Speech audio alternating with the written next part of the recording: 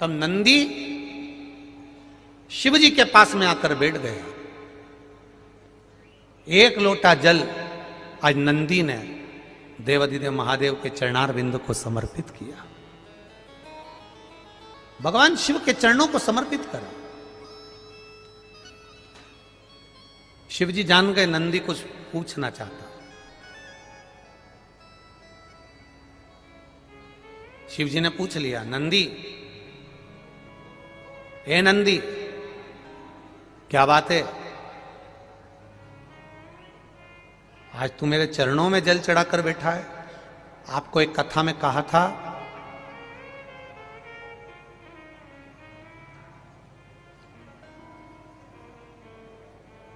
कभी ये शिवलिंग है, ये गोल जलाधारी है, ये सामने चरण है।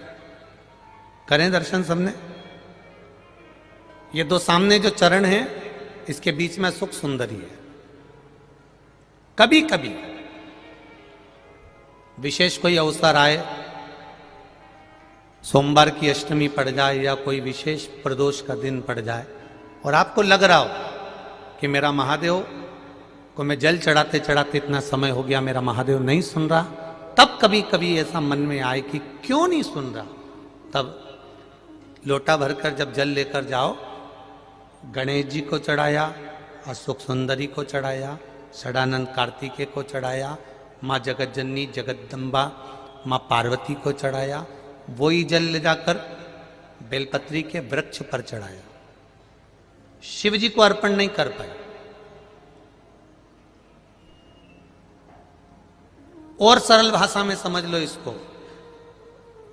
किसी किसी माता को आपने देखा होगा, किसी किसी व्यक्ति को आपने देखा होगा कि वो शिव मंदिर में जाता है, शिव जी को भले जल नहीं चढ़ाता है, पर शंकर भगवान के मंदिर में जाकर इतनी सफाई कर देता है, जहां शंकर भगवान का कहीं बेलपत्र वगैरह पड़ा हुआ है उसको उठाएगा, बीनेगा, फिर यहां से धोएगा, श्रृंगार करेगा, यहाँ से साफ करेगा, साफ करके जो पानी जा रहा है वहाँ साफ करेगा, साफ करके एकदम क्लीन करके फिर शंकर भगवान को पोंछ कर स्नान कराकर जल चढ़ाकर फिर उनका श्रृंगार करता रहता है। कभी कभी आपके साथ में भी ऐसा हुआ होगा, आपने भी करा होगा, ऐसा नहीं कि नहीं करा।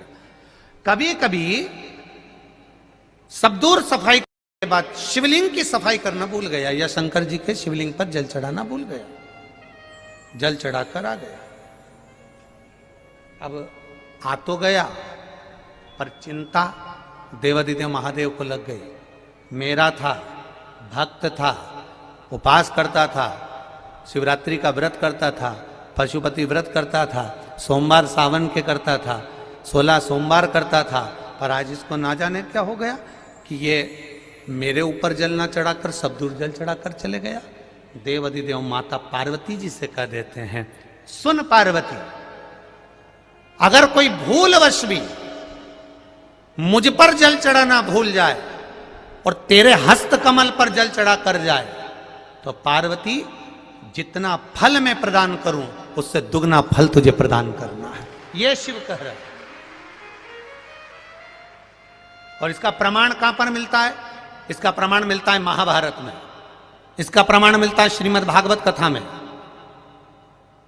भीम, दुर्योधन और जरासंध तीनों ने तप करा। तीनों बैठे हैं अलग अलग शंकर भगवान का भजन करने के लिए, और तीनों शिव जी का भजन कर रहे हैं, तीनों शंकर भगवान का गुणगान कर रहे हैं, तीनों शिव जी का तप कर रहे हैं। और तप करते करते करते करते करते करते भीम को लग गई भूख, चले गया भोजन करने। जैसे ही भोजन करने गया तो कुछ खाने का तो मिला नहीं, केले के पेड़ पे से केला लिया या छील छील के खाकर फेंक दिया, बैठ गया। इतने में देवाधिदेव महादेव प्रकट हो गए, और महादेव प्रकट होकर तुरंत मेरे शंकर भगवान ने प्रसन्न होकर प्रकट होकर दुर्योधन और जरासंध को देखा और दोनों से पूछा, तुम्हें क्या चाहिए मांगो। दुर्योधन और जरासंध ने कहा, हमको 100 हाथियों का बल दे दो। शंकर भगवान ने कहा, 100 हाथियों का बल? तथास्तु। शंकर भगवान ने तथास्तु तो कह दिया। भीम बैठकर केला खा रहे थे और जरासंध और दुर्योधन जाते जाते हंस दिए। बताओ, इस खबड्डे को देखो, हप्सी को देखो, खाने के चक्कर में इसको आशीर्वाद नहीं मिला और हमको 100 हाथियों का बल मिल गया। किसी पर मत हंसना। दुर्योधन और जरासंध भीम पर हंसे थे और दुर्योधन और जरासंध भीम पर हंस दिए। भीम का मुंह उतर गया, चेहरा उतर गया, केला छोड़ा, भीम तप करने चले गया। तप करने गया तो भीम जान गया कि मैं अब तप करूंगा तो महादेव का नहीं करूंगा, पार्वती जी का करूंगा। अभी आपको कथा में कहा था कि केवल जलाधारी भी अगर आप स्पर्श कर कर बेलपत्री आदि कादिक जो निर्माल्य पड़ा हुआ है उसको उठाकर, बहुत बड़ा दोष है एक, शायद आपने भी जिंदगी में कभी करा होगा, अब कर दिया हो, अब मत करना। कौन सा दोष? जैसे ये शिवलिंग, ये जलाधारी, ये मट्टी का दिया जलता हुआ, लोग भगवान को दिखा के, जो ये जलाधारी होती है ना, इसकी जो किनोर होती है ना, कई लोग उस दिए को इस किनोर पे रख देते हैं। कई लोग नारियल को, श्रीफल को इस हस्त कमल पे जहां शिवलिंग रखा हुआ है यहां रख देते हैं। ये दोष है, ये शिव महापुराण का दोष है। शिव पुराण कहती है अगर पशुपति व्रत कर रहे हो, आप कोई व्रत कर रहे हो, कोई कामना कर रहे हो, तुम्हारे पास में अगर श्रीफल, पशुपति व्रत करने के बाद 5वें दिन भी अगर तुम श्रीफल चढ़ा रहे हो तो वो श्रीफल ये जलाधारी पर नहीं रखना है। उस श्रीफल को भेंट के साथ में शंकर भगवान की जलाधारी शिवलिंग इसके ठीक सामने नीचे जमीन पर रखना है। उसका फल ये होता है कि तुमने जो पशुपति व्रत करा, शंकर भगवान ने उसको स्वीकार कर लिया और वर प्रदान कर दिया। पर कई लोग इसमें ऐसे बैठे होंगे जिन्होंने वो श्रीफल 11 रुपया भेंट, वो जो जलाधारी है जिस पे शिवलिंग रखा उसी पे रखा। हम तो शंकर जी को देंगे, हम तो शंकर जी।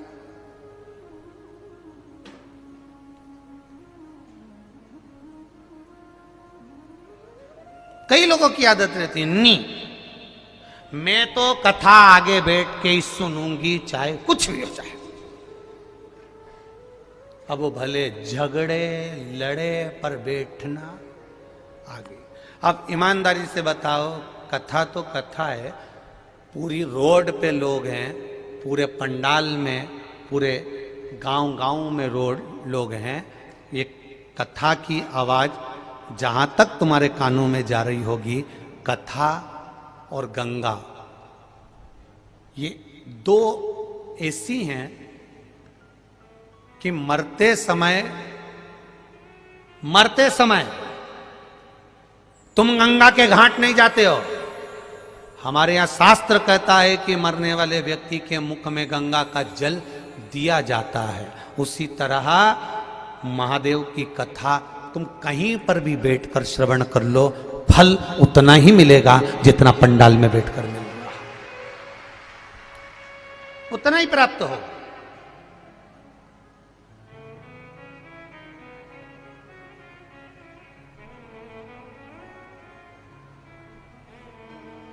फल उतना ही प्राप्त होगा जितना आप पंडाल में बैठ के श्रवण कर रहे हो, चाहे आस्था चैनल पर बैठकर कथा श्रवण कर रहे हो, चाहे फेसबुक यूट्यूब पर कथा श्रवण कर रहे हो, फल उतना ही प्राप्त होगा। बस निवेदन केवल इतना है कि 3 घंटा जब कथा को श्रवण करो तो जैसे पंडाल में बैठकर मौन रहकर, चुप रहकर, आसन लगाकर, एक जगह बैठकर आनंद के साथ, ना खाना ना पीना, बस आनंद के साथ शिव महापुराण की कथा सुनते हो, ऐसे घर पर टकटकी लगाकर आस्था चैनल के सामने भी 1 बजे से 4 बजे तक मुझे महादेव को प्राप्त करना है, बस उसकी कथा श्रवण करना है, वो दिल लगाकर। यदि दिल लगाकर कथा सुन ली तो ये निश्चित है कि वो फल देगी। जब खाली न जाता कोई से तुम्हारे। दीनानाथ तू चुप हो जा, आप बोलो जरा, आप बोलो। खाली।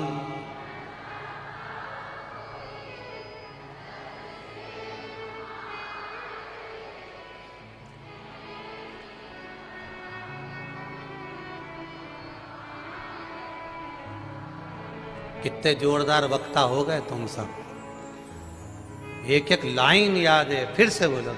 खाली दर से तुम्हारे खाली ना जाना, दर से तुम्हारे मैं भी खड़ा हूँ नन्ही बाहें पसारे, अपने हृदय से लगा लो, लगा लो, गिरा जा रहा हूँ उठा लो, उठा प्रभु अपने दर से अब तो न टालो, गिरा जा रहा हूँ उठा लो, उठा लो। उससे प्रार्थना दिल,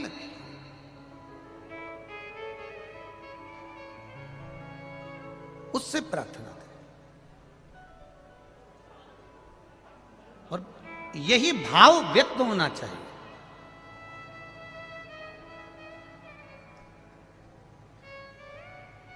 तब नंदी शिव जी के पास में आकर बैठ गए।